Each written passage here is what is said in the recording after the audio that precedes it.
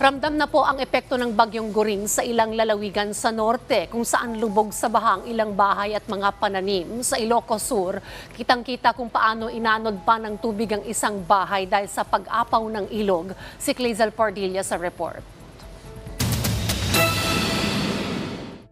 Sa lakas ng ulan na dala ng super bagyong Goring, umapaw na ang tubig sa ilog na ito sa barangay San Pedro, Narvacan, Ilocos Sur. Ang resulta, unti-unting paglubog sa tubig ng bahay na ito na nakapwesto malapit sa ilog. Oh my God!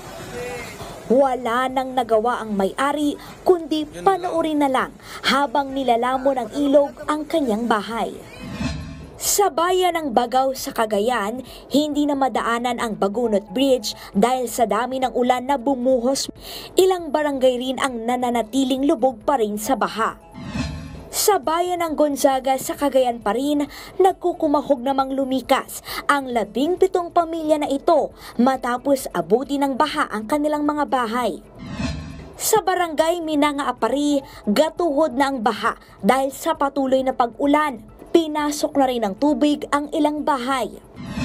Binaha na rin ang ilang bahay sa bayan ng Lalo.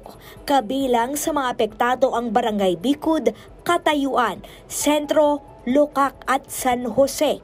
Lubog rin ang mga palayan sa Barangay Lalafugan at Alagia. Sa Quirino, Isabela, pinadapa ng super bagyong Goring ang ekta-ektaryang palayan. Sa bayan ng San Mariano, itinumba rin ng malakas na ulan ang ilang taniman ng mais. Sa San Narciso, Zambales naman, ramdam din ang bagsik ng super typhoon na nagdala ng matinding pag-ulan at malakas na hampas ng hangin. Clazel Pardilla para sa Morning Show ng Bayan, Rise and Shine Pilipinas.